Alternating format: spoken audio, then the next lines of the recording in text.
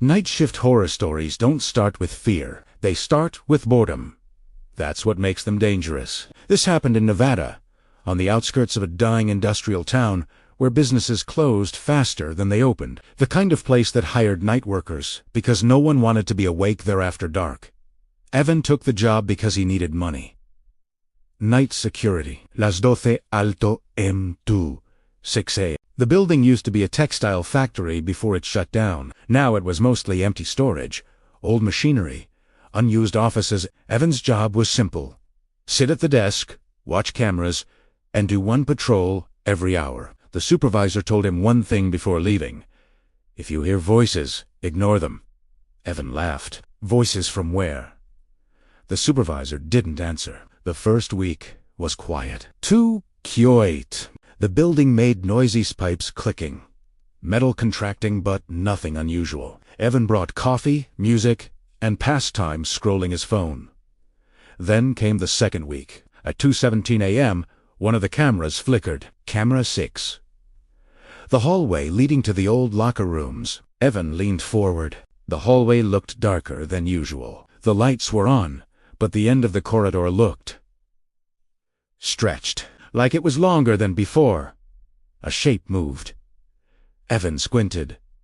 A person, no uniform, no badge, just standing there, facing the wall. Probably a reflection. Evan muttered. The shape didn't move for almost a minute. Then it tilted its head sideways. Too far? Not human. The camera feed cut out. Evan checked the system. No errors. Camera 6 came back on. The hallway was empty.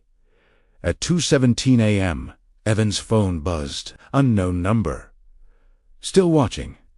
His stomach dropped. He typed back, "Who is this?" No response. That night, Evan heard footsteps during patrol. Not behind him. Above him, on the ceiling. Slow, dragging. He froze, flashlight shaking in his hand. The sound followed him until he returned to the security office. The next night, it got worse. At 1:58 a.m., the intercom crackled. Heavy breathing. Wet. Close. Evan shut it off. At exactly 2:17 a.m., all cameras showed the same thing. A man standing in front of each camera. Same posture. Same height. Same smile. Facing directly into the lens. Their eyes were wrong. Too reflective. Too aware. The monitors began to beep. Motion detected everywhere. Evan ran for the exit. The door wouldn't open. The building lights shut off. Emergency lights came on, casting everything in red. The intercom turned on by itself. A voice spoke, calm, friendly. "You forgot to clock out." The footsteps returned, this time from the hallway. Heavy approaching. Evan backed into the corner, heart pounding. The door to the office began to bend inward, like something was leaning against it. Pressing. Testing. Then a whisper slipped through the crack. Night shift never ends. The door burst open, and everything went black. Evan woke up at his desk. Lights on. Cameras normal. The clock read 12:01 a.m.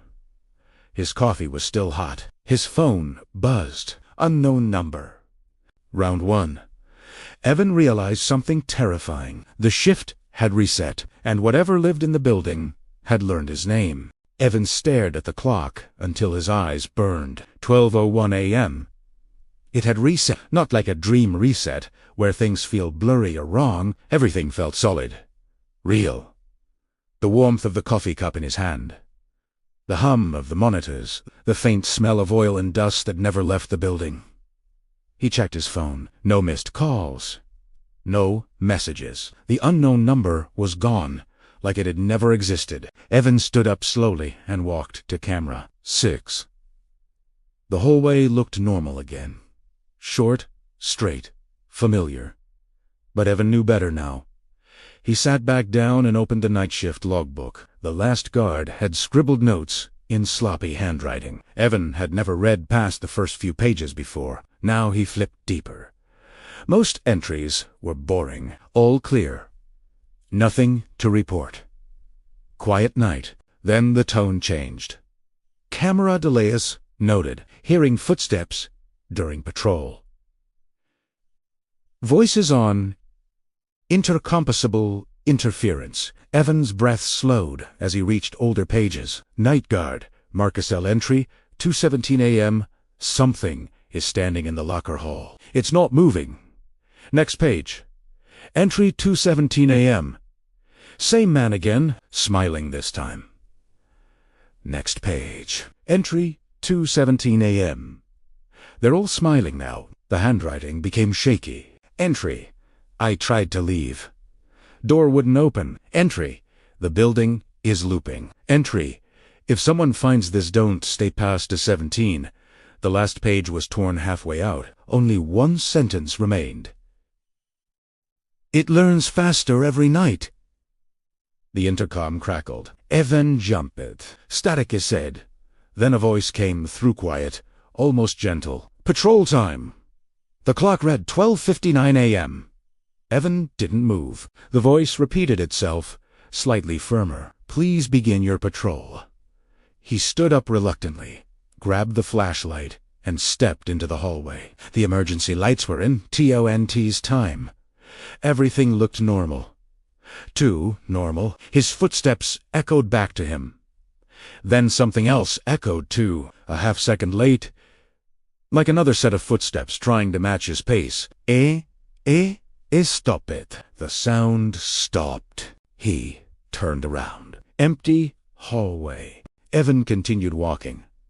Faster now. His chest felt tight, like the air had thickened. As he passed the locker rooms, the smell hit him again. Metal. Old blood. Wet concrete. He shined the flashlight toward the end of the hall.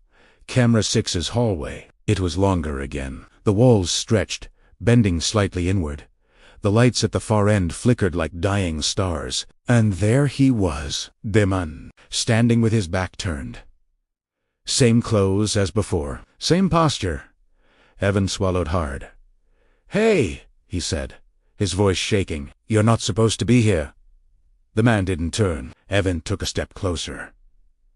The man's head tilted slowly to the side. Too far. Do you know, the man said softly, how many people have worked nights here? Evan froze. The voice didn't echo. It came from everywhere at once. The man turned around. His smile was wider now, wider than a mouth should stretch. His eyes reflected the flashlight beam like glass. They all thought they were alone, he continued. That's the best part. The hallway lights went out. Evan ran. He didn't care where. He just ran. Corners appeared where none should exist. Doors opened into rooms he had never seen, offices filled with old desks, clocks all frozen at 2:17. He burst back into the security office and slammed the door. The monitors flickered violently. Every screen showed Evan standing, breathing hard, from different angles. From places he wasn't standing. One screen showed him already dead, eyes open, mouth frozen mid-scream. The intercom came alive again. You're doing well, the voice said. Most of them don't last this long. The clock ticked louder. To 16 a.m., Evan's phone buzzed. Unknown number. Almost time. The lights turned red. The footsteps returned. Not one set. Many surrounding the office. The door handle began to turn slowly. Click! Click! Click! Evan backed against the wall, heart hammering. To 17 a.m. the monitors went black. The door opened, and Evan realized something worse than fear. This time, the loop didn't reset. The darkness didn't lift. Evan waited for the reset, for the clock to jump back, for the monitors to hum back to life. Nothing happened. The air felt finished, like the building had taken a breath and decided not to exhale. A dim red emergency light flickered on.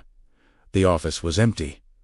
No monitors, no desk, no door. Just Evan, standing in a long, narrow corridor that smelled of dust and something sweet, underneath like rot, hidden under perfume. Footsteps echoed ahead of him. Not rushing, not chasing. Waiting. Evan followed them. The corridor opened into a massive room far larger than anything the building should contain. The ceiling disappeared into darkness. Hundreds of lockers lined the walls, each one dented, scratched, and numbered. Every locker door had a name carved into it. Marcus L. Daniel R. Sean, K. Isaac M. Evans. Chest tightened. At the far end of the room stood the man, but he wasn't alone. Dozens of figures stood behind him, night guards, janitors, nurses, delivery workers, all wearing the same blank smile, all staring at Evan. The man stepped forward. "You finally reached the archive," A. Saeed calmly. "Where we keep the knights." Evan shook his head. "You're dead. All of you are dead." The man smiled wider. "No," he replied. "We're remembered." He gestured toward the lockers. "Every night someone stays past to 17, we add another door." One of the lockers creaked open by itself. Inside was a security uniform. Evan's name stitched on the chest. Fresh. New. His phone buzzed again. "Unknown number. Message. This is where you decide." Evan's voice cracked. "Decide what?" The man's face finally changed. Not anger. Not joy. Hunger. "You can leave," he said softly, "but someone must take your place." One of the smiling figures stepped forward. It was Marcus, or what used to be him. His eyes were hollow now, like windows to an empty room. "I tried to warn you," Marcus whispered, "but the building needs a watcher." The walls began to pulse, slow, rhythmic, like a heartbeat. Evan backed away. "Why me?" The man chuckled. "Because you stayed," he said, "and because you listened." The floor beneath Evan's feet cracked open. Visions flooded his mind. Every night, guard, every scream swallowed by the walls. Every loop. Every reset. The building wasn't haunted. It was feeding. On awareness, on fear, on attention, and Evan had given it everything. The man stepped closer until their faces were inches apart. "I was the first," he whispered. "The first night guard, 100 years ago." His smile faded. "I never got to leave." The smiling figures raised their hands. The lockers began to shake violently. Evan screamed, "Stop!" The room froze. The man tilted his head. "You do have another choice." He pointed to a door behind Evan. A real door. Bright, warm light leaking from the edges. "But if you walk through it," the man said, "the building will wake someone else tonight." Evan's heart pounded. If he stayed, he would become part of the nightmare. If he left, the nightmare would continue. The clock appeared on the wall. To 17 a.m. Frozen, waiting. Evan turned toward the door. Tears burned his eyes. "I'm sorry," he whispered to the guards, to himself, to whoever came next. He stepped through. The light exploded. Evan woke up in his car. Morning sun. Engine cold. His phone rang. An unknown number.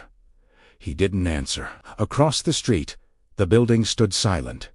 Normal. Harmless. A new job listing blinked on Evan's phone screen. Night security guard needed immediate start. Evan deleted the notification. As he drove away, the building's lights flickered once. Inside, a locker creaked open. A name was being carved.